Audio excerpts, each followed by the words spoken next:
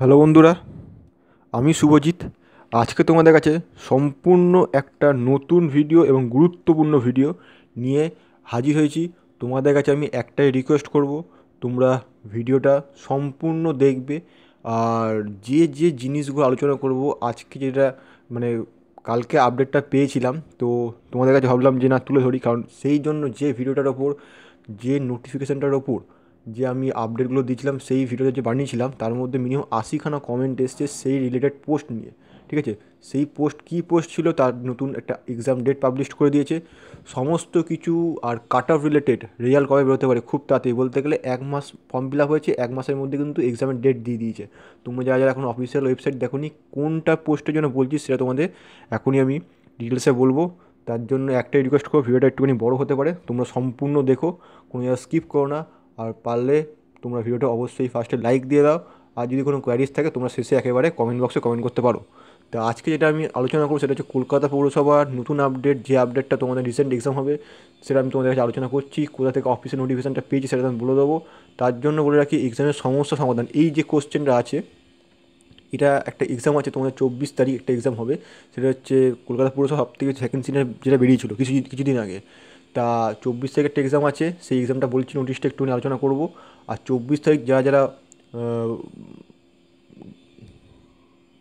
Pollution board, West Bengal pollution বোর্ডে যারা form fill up করেছিলে, তাদের কিন্তু 24 তারিখ টেন্টেটিভ এক্সাম ডেট দিয়েছে। কারণ ওখানেও কিন্তু বলে দেওয়া আছে যে সিবিটি এক্সাম হবে, তার জন্য কিন্তু ডেট দিয়েছে। মানে দুটো পরীক্ষা একদিন হবে, সেটা নিয়ে আলোচনা করব তোমাদের কাছে। ফার্স্টে যে জিনিসগুলো আলোচনা করছি এখন, সেটা হচ্ছে যে তোমরা কমেন্ট বক্সে কমেন্টগুলো করেছিলে, সেই কমেন্টে আলোচনা করবো ফার্স্টে। তারপরে তোমাদের কাছে নোটিশটা নিয়ে যাবো, সেই নোটিশটা কী বলেছে সিলেবাস সম্পর্কে, কারা কারা এলিজিবেল, মানে পরীক্ষার জন্য। ধরো দেখা যাচ্ছে প্রত্যেকের সিলেবাস কিন্তু সমান না, ঠিক আছে, সবার কিন্তু সিলেবাস আলাদা আলাদা আসে।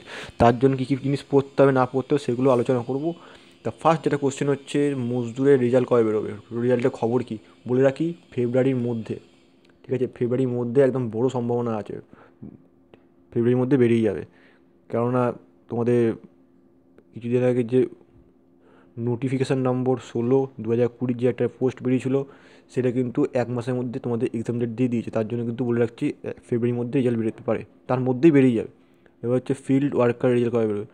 ফিল্ড ওয়ার্কারের রেজাল্ট তোমাদের এক্সাম হয়ে গেছে যদিও, খুব তাড়াতাড়ি এই ফেব্রুয়ারির মধ্যে বলতে গেলে অনেকগুলো পোস্ট রেজাল্ট বেরোবে। তার জন্য তোমরা অবশ্যই এই চ্যানেলটা ফলো করতে পারো, প্রত্যেকটা পাই টু পাই আপডেট দিয়ে দেবো। আর মাঝে বলে রাখি, তোমাদের কিছুদিন আগে 1 সপ্তাহ মতো ভিডিও বানানো হয়নি, কারণ খুব জরুরি কাজ পড়ে গেছিলো, তার জন্য বানাতে পারিনি। তা আপডেট তোমাদের যখনই পাবো তোমরা তখন দিয়ে দেওয়ার চেষ্টা করবো। এবার 3 নম্বর যেটা হচ্ছে পরিবেশ বন্ধু কিছু আপডেট। পরিবেশ বন্ধু এই মুহূর্তে তোমাদের এক্সাম চলছে, ঠিক আছে, এক্সাম চলছে, মজদুর এক্সাম কমপ্লিট হয়ে গেছে। আর এর খুব তাড়াতাড়ি রেজাল্ট পাবলিশ করে দেবে, এটা ধরে রাখছি মার্চ মাসে কি ফেব্রুয়ারির লাস্ট উইকের মধ্যে পাবলিশ করে দেবে। বেশি ক্যান্ডিডেট না, তোমরা জানো 13,000 সামথিং ক্যান্ডিডেট পরীক্ষা দিচ্ছে, তার মধ্যে ম্যাক্সিমাম ক্ষেত্রে দেখা যাচ্ছে 100% যদি ডাকে টোটাল, তার মধ্যে না হলেও 30 থেকে 40% ক্যান্ডিডেট উপস্থিত থাকছে। কারণ অনেকেই তো ডাব্লিউবিতে চান্স পেয়ে গেছে, অনেকে 10+2 চান্স পেয়েছে, অনেকে রয়েছে যারা যারা আলাদা আলাদা পরীক্ষায় পেরিয়ে গেছে, ঠিক আছে, তারা কিন্তু অনেকেই নেই। তা তাদের জন্য কিন্তু ভ্যাকেন্সিগুলো ফাঁকা রয়েছে, তারা অনেকে জয়েন করছে না, তা এক্সাম দিতে আসছে না। এবার হচ্ছে জয়েনিং ব্যাপারে কিছু বলুন। এই যে কোশ্চেন তোমরা সব থেকে কিছু করেছো, জয়েনিং কবে হবে। বলে রাখি, তোমাদের ফেব্রুয়ারিতে যদি রেজাল্ট বেরোয়, জয়েনিং না হলেও ভোটের আগে করানোর চেষ্টা খুব করবে, যদি না হয় তো ভোটের পর, ঠিক আছে। ওই ধরে রাখো তোমাদের মে মাসের মধ্যে, কেননা প্রসেসিংটা তো করতে হবে সবার জন্য। তোমরা যে ফর্মটা ফিল আপ করে, তার জন্য আলাদা করে আরেকটা ফর্ম ফিল আপ করাবে, যেটা তোমাদের ভিআর ফর্ম, ভেরিফিকেশান ফর্মটা, ঠিক আছে। তার জন্য একটু সময় লাগবে সব কিছু, তারপরে তোমাদের মেডিকেল হবে, একটু সময় লাগবে। এরপরে যে কোশ্চেনটা এসছে, সবথেকে বেশি কোশ্চেনটা হচ্ছে ইঞ্জিনিয়ার পোস্টগুলোর এক্সাম কবে হবে। তোমাদের বলে রাখি, MSCWB.org তোমরা যখন চলে যাবে, ওখানে দেখতে পাবে যে প্রত্যেকটা মানে লিস্ট ওয়াইজ করে দেওয়া আছে কবে কার এক্সাম ডেট, প্রত্যেকটা তোমরা নোটিফিকেশান পেয়ে যাবে। ইঞ্জিনিয়ার পোস্টগুলো তোমরা কবে কি অ্যাডমিট কার্ড পাবে সেই নিয়ে আলোচনা করে দেবো। তা নেক্সট ভিডিওতে আলোচনা করবো ইঞ্জিনিয়ার পোস্টগুলোতে। তোমরা যারা ইঞ্জিনিয়ারিং পড়েছো তারা অবশ্যই তোমরা একটু অফিসিয়াল ওয়েবসাইটটা ফলো করো, ঠিক আছে। ওখানে ফলো করলে প্রত্যেকটা পাই টু পাই নোটিশগুলো, অ্যাডমিট কার্ড, ডেট সব তোমরা জানতে পারবে।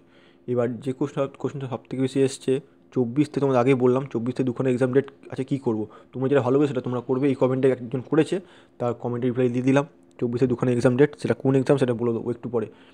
এইবার নেক্সট যে কমেন্টটা এসছে সেটা হচ্ছে WBCS ফর্ম ফিল আপ। এটা অনেকেই আমি দেখছি কমেন্টটা করছি যদিও, কিছু বলতে পারছি না। তা বলছে ডাব্লিউবিসিএসে ফর্ম ফিল আপ করার সময় পয়সা কেটে নিয়েছে, তা দেখাচ্ছে নো পে। এখন আমি কি করব? তা বলে রাখি, 72 ঘন্টা সময় দিয়েছে পিএসসি চেয়ারম্যান। ঠিক আছে, পিএসসির চেয়ারম্যান কিন্তু তোমাদের 72 ঘন্টা সময় দিয়েছে, তোমরা ফর্মটা ফিল আপ করো, নট অ্যাপ্লাই দেখাবে পেমেন্ট করার সময়। ঠিক 72 ঘন্টা হয়ে যাওয়ার পর ওখান থেকে দেখাবে সাকসেস। তোমরা নিজের যারা সাইট খুলবে তখনই দেখতে হবে সাকসেস দিয়ে দিয়েছে। ঠিক আছে, তখন দেখতে হবে তোমার সাকসেস বলে লেখা আছে, কোনো অসুবিধা নেই। এখন ফর্ম ফিল আপ করতে সার্ভার প্রচণ্ড জাম। দ্বিতীয় কথা, আগেবার যে ক্যান্ডিডেট 10 লাখের মতো ছিল, এবার প্রচুর ক্যান্ডিডেট হয়ে যাচ্ছে, আস্তে আস্তে ক্যান্ডিডেট সংখ্যা বাড়ছে। লকডাউনে অনেকে সবাই ভালোভাবে পড়েছে, ক্যান্ডিডেট সংখ্যা কিন্তু দিন দিন বাড়ছে। তার জন্য বলে রাখি, এবার কিন্তু কম্পিটিশানটা খুব হাই হবে। একটা কাট অফ তোমাদের একটা আন্দাজ দিয়ে দিই, যেহেতু এবারে 2020-তে জেনারেল কাট অফ 107 গেছে, 127। এইবার তোমরা ধরে রাখো 135 মিনিমাম, 135 পেতেই হবে। ঠিক আছে, কাট অফটা কিন্তু আগের থেকে তোমাদের একটা ডিসিশান দিয়ে দিচ্ছি মোটামুটি।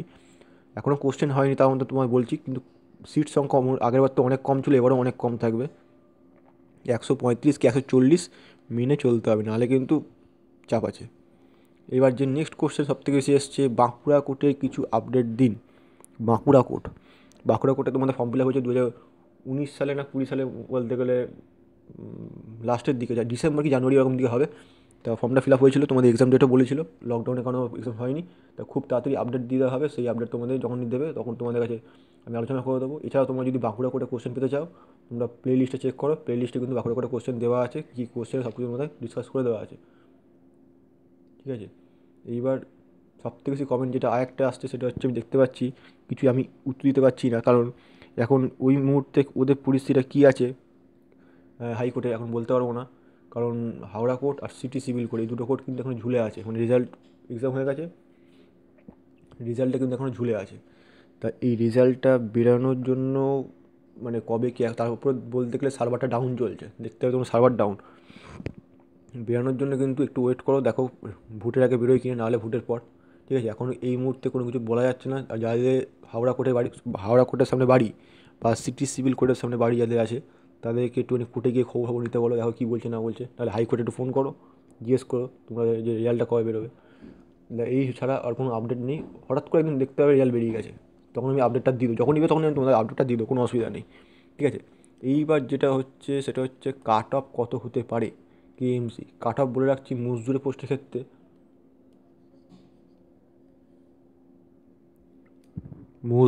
ক্ষেত্রে তোমাদের মিনিমাম 2.5 থেকে 3 মিনিট, আমি বেশি বলছি। ঠিক আছে, আর পরিবেশ বন্ধু ক্ষেত্রে বলে রাখি, পরিবেশ বন্ধু ক্ষেত্রে 1 থেকে 1 মিনিট 15 কি 20 সেকেন্ড, 1 মিনিট 20 সেকেন্ড বা 1 মিনিট 15 সেকেন্ড, এর মধ্যে কিন্তু তোমাদের কমপ্লিটটা করতে হবে। কারণ যা শুনছি খুব ফাস্ট কাজ করছে, বুঝলে তো, কাজটা কিন্তু খুব ফাস্ট হচ্ছে, টাইম নিলে কিন্তু মুশকিল আছে। এইখানটা সবথেকে বড় আপডেট। আর এছাড়াও তোমাদের সেই অনুযায়ী নাম্বার কাট অফ বেরোবে। আর ফিল্ড ওয়ার্কের ক্ষেত্রে, ফিল্ড ওয়ার্কার তোমাদের, আমি তো কোশ্চেন আমার সেগুলো জানতে পারিনি ফিল্ড ওয়ার্কে কী কোশ্চেন এসছে। তা তোমরা অবশ্যই কমেন্ট বক্সে কমেন্ট করো ফিল্ড ওয়ার্ক কোশ্চেনটা কেমন হয়েছে, কী কী দিকে না দিয়েছে, যদি পারো তো কমেন্ট করো। আর কত তোমাদের কাট অফ যাবে বলে, কত কী অ্যাটেন্ড করলে, সেটা যদি তোমাদের যা মনে হয় একটু কমেন্ট বক্সে কমেন্ট করো, তাহলে বোঝা যাবে যে কার কত কাট অফ যেতে পারে। কেননা সবাই তো কমেন্ট করে না দেখছি, নাম্বার বলে না, তাদের জানবো কী করে। দেখা গেলো 100-র মধ্যে কেউ 80 পেয়ে বসে আছে, ঠিক আছে, একজন 40 পেয়েছে, কোশ্চেন খুবই টাফ, 40 বলছে, আমি তো এত কঠিন কোশ্চেন আমি পেলাম না কেন, এদিকে এই 80 পেয়ে বসে আছে। এই জিনিসগুলো ঠিকঠাক বলতে হবে, নাহলে বোঝা মুশকিল হয়ে যায়।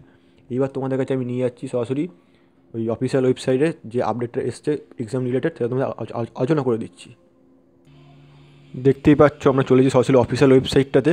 তা এইখানে যে আপডেটটা এই মুহূর্তে উঠে এসেছে, আমি ফার্স্টে ক্লিক করলাম। তোমরা যখন দেখতে হবে অফিসিয়াল ওয়েবসাইট ঢুকবে, যখন ফার্স্টে ক্লিক করবে, ক্লিক করার সঙ্গে সঙ্গে দেখতে হবে, একটু স্ক্রল করবে, দেখবে এমপ্লয়মেন্ট নোটিশ, ভিউ মোডে ক্লিক করো তোমরা। ভিউ মোডে ক্লিক করার সঙ্গে সঙ্গে দেখতে হবে এই যে অপশানটা রয়েছে